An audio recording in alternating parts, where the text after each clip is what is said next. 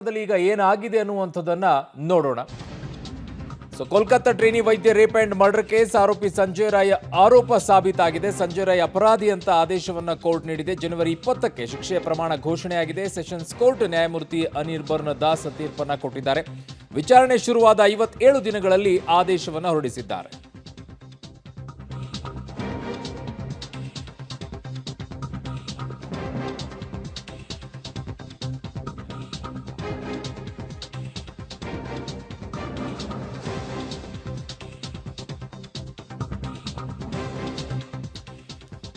ಆರೋಪಿ ಸಂಜಯ್ ರಾಯ್ ಆರೋಪ ಈಗ ಸಾಬೀತಾಗಿದೆ. ಸಂಜಯ್ ರಾಯ್ ಅಪರಾಧಿ ಅಂತ ಆದೇಶವನ್ನ ಕೋರ್ಟ್ ನೀಡಿದೆ. ಜನವರಿ 20ಕ್ಕೆ ಶಿಕ್ಷೆಯ ಪ್ರಮಾಣ ಘೋಷಣೆಯಾಗಿರೋದು. ಜನವರಿ 20ಕ್ಕೆ ಸೆಷನ್ಸ್ ಕೋರ್ಟ್ ನ್ಯಾಯಮೂರ್ತಿ ಅನಿರ್ಬನ್ ದಾಸ್ ಈ ತೀರ್ಪನ್ನ ಈಗ ಹೇಳಿದ್ದಾರೆ. ವಿಚಾರಣೆ ಶುರುವಾದ 57 ದಿನಗಳಲ್ಲಿ ಆದೇಶ ಬಂದಿದೆ.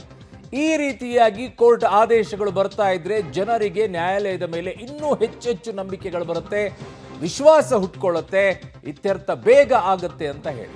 ನೋಡಿ, 57 ದಿನಗಳಲ್ಲಿ 2 ತಿಂಗಳು ಕೂಡ ಮುಕ್ತಾಯವಾಗಿಲ್ಲ. ಅಷ್ಟರೊಳಗೇನೆ ವಿಚಾರಣೆಯನ್ನ ಅಂತ್ಯಗೊಳಿಸಿದ್ದಾರೆ. ಜೊತೆಗೆ ಇವನೇ ಅವನು ಅನ್ನುವಂಥದ್ದನ್ನ ಕೂಡ ಹೇಳಿದ್ದಾರೆ. ಬಟ್ ಶಿಕ್ಷೆಯ ಪ್ರಮಾಣವನ್ನ 20ನೆಯ ತಾರೀಕು ಅಂದ್ರೆ ಸೋಮವಾರ ಬರುತ್ತೆ. ಸೋಮವಾರದ ದಿನ ಈ ತೀರ್ಪನ್ನ ನೀಡುತ್ತಾರೆ. ಸೋಮವಾರ ಗೊತ್ತಾಗುತ್ತೆ ಎಷ್ಟು ಶಿಕ್ಷೆಯನ್ನ ನೀಡುತ್ತಾರೆ. ಅಪರಾಧಿ ಇವನೇ ಅನ್ನುವಂಥದ್ದು ಈಗ ಪ್ರೂವ್ ಆಯಿತು. ಇಲ್ಲಿಯವರೆಗೂ ಆರೋಪಿಯಾಗಿದ್ದ, ಈಗ ಆರೋಪ ಸಾಬೀತಾಗಿದೆ. ಇವನೇ ಅಪರಾಧಿ ಅಂತ ಆದೇಶವನ್ನ ಕೋರ್ಟ್ ನೀಡಿದೆ. ಆದರೆ ಎಷ್ಟು ಶಿಕ್ಷೆ ಈ ಅಪರಾಧಕ್ಕೆ ಅನ್ನುವಂಥದ್ದನ್ನ ಸೋಮವಾರ ತೀರ್ಪು ಬರಲಿದೆ. ಕೋಲ್ಕತ್ತಾ ಟ್ರೇನಿ ವೈದ್ಯ ರೇಪ್ ಅಂಡ್ ಮರ್ಡರ್ ದೊಡ್ಡ ಮಟ್ಟದಲ್ಲಿ ಇಡೀ ದೇಶದಲ್ಲಿ ಒಂದು ಹೋರಾಟಕ್ಕೆ ನಾಂದಿಯನ್ನ ಹಾಡಿತ್ತು. ನನ್ನ ಸಹೋದ್ಯೋಗಿ ಈಗ ಶಬೀರ್ ನನ್ನ ಸಂಪರ್ಕಕ್ಕೆ ಸಿಗ್ತಾ ಇದ್ದಾರೆ. ಶಬೀರ್, 57 ದಿನಗಳಲ್ಲಿ ಇತ್ಯರ್ಥವನ್ನ ಮಾಡಿರುವಂತಹ ಪ್ರಕರಣಗಳಿದು. ಸೊ ಈ ರೀತಿಯಾಗಿ ಬೇರೆ ಪ್ರಕರಣಗಳು ಇತ್ಯರ್ಥ ಆಗಬೇಕು ಅನ್ನುವಂಥ ಆಶಯ, ಬಟ್ ಕಷ್ಟ ಅದು. ಬಟ್ ಹೇಗಿದೆ ಈಗ ಈ ಪ್ರಕರಣದಲ್ಲಿ, ಏನು ಹೇಳಿದೆ ಕೋರ್ಟ್ ಈ ತೀರ್ಪಿನಲ್ಲಿ?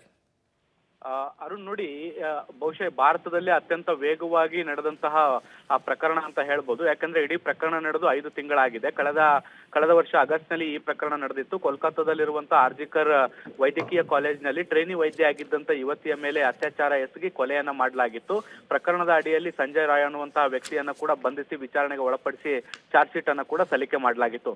ಇಡೀ ದೇಶಾದ್ಯಂತ ಪ್ರಕರಣ ಸಂಚಲನ ಮೂಡಿಸಿದಂತ ಹಿನ್ನೆಲೆಯಲ್ಲಿ ಇಡೀ ಪ್ರಕರಣದ ತನಿಖೆಯನ್ನ ಸಿಬಿಐ ಕೂಡ ನಡೆಸಿತ್ತು. ಸಿಬಿಐ ಪ್ರಕರಣದ ವಿಚಾರಣೆ ನಡೆಸಿ ಕೋರ್ಟ್ಗೆ ಚಾರ್ಜ್ ಶೀಟ್ ಅನ್ನು ಕೂಡ ಸಲ್ಲಿಕೆ ಮಾಡಲಾಗಿತ್ತು. ಕಳೆದ 57 ದಿನಗಳ ಹಿಂದೆ ವಿಚಾರಣೆ ಆರಂಭಿಸಿದಂತ ಸಿಬಿಐ ವಿಶೇಷ ನ್ಯಾಯಾಲಯ ಇವತ್ತು ತನ್ನ ತೀರ್ಪನ್ನ ಪ್ರಕಟ ಮಾಡಿರುವಂತದ್ದು. ಜನವರಿ 9ನೇ ತಾರೀಕು ವಿಚಾರಣೆಯನ್ನ ಅಂತ್ಯಗೊಳಿಸಿತ್ತು. ಇವತ್ತು ಆ ಒಂದು ತೀರ್ಪನ್ನ ಪ್ರಕಟ ಮಾಡಿರುವಂತದ್ದು. ತೀರ್ಪಿನಲ್ಲಿ ಅತ್ಯಾಚಾರ ಮತ್ತೆ ಕೊಲೆಯ ಪ್ರಕರಣದಲ್ಲಿ ಸಂಜಯ್ ರಾಯ್ ತಪ್ಪಿತಸ್ಥ ಅನ್ನುವಂಥದ್ದು ಸಾಬೀತಾಗಿದೆ ಅನ್ನುವಂಥ ನಿಟ್ಟಿನಲ್ಲಿ ಕೋರ್ಟ್ ಆದೇಶವನ್ನ ಕೂಡ ಕೊಟ್ಟಿದೆ. ಜನವರಿ 20ನೇ ತಾರೀಕು ಶಿಕ್ಷೆಯ ಪ್ರಮಾಣವನ್ನ ಘೋಷಣೆ ಮಾಡೋದಾಗಿ ಕೋರ್ಟ್ ಕೂಡ ಹೇಳಿದೆ.